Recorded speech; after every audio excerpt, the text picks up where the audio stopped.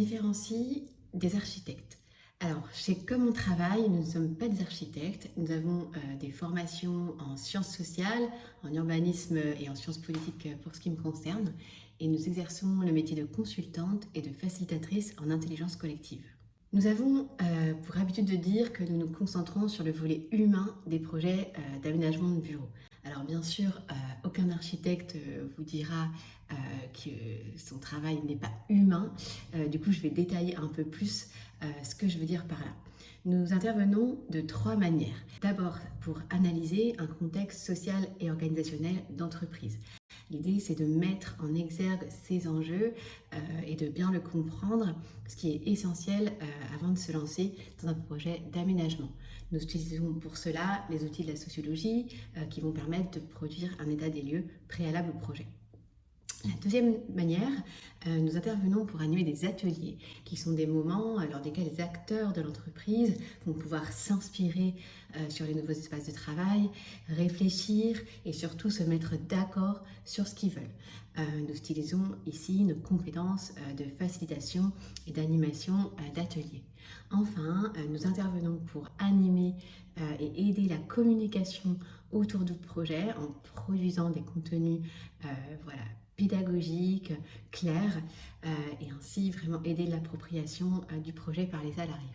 Pour notre positionnement, nous pouvons vraiment dire que nous fournissons un conseil en stratégie et en accompagnement du changement autour des nouveaux espaces de travail.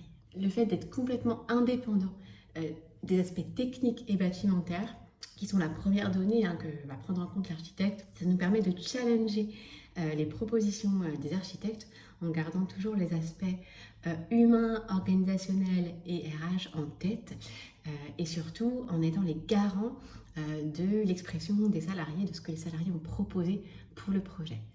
Nous sommes aussi agnostiques sur le plan esthétique. Voilà, on n'a pas de marotte pour tel ou tel mobilier, tel ou tel parti pris décoratif.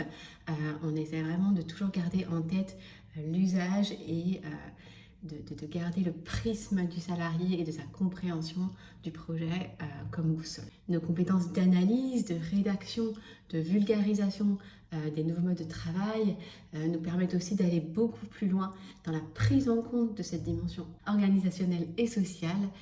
Et c'est pareil pour l'animation d'ateliers qui est un vrai métier.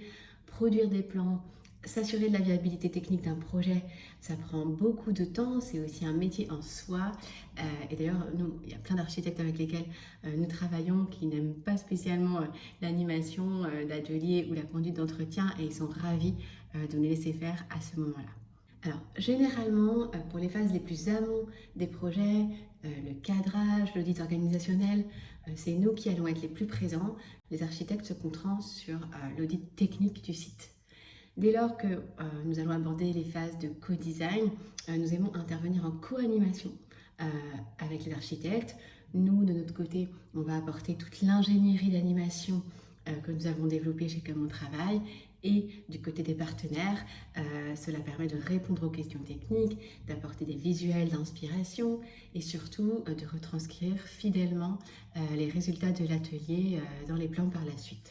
Quand le projet entre en phase de réalisation, recrutement des entreprises pour les travaux, conduite de chantier, commande mobilier, nous laissons cette partie aux architectes pour nous concentrer sur l'accompagnement du changement et de la communication afin de s'assurer que tous les salariés soient les mieux préparés possibles aux nouvelles façons de travailler qui les attendent.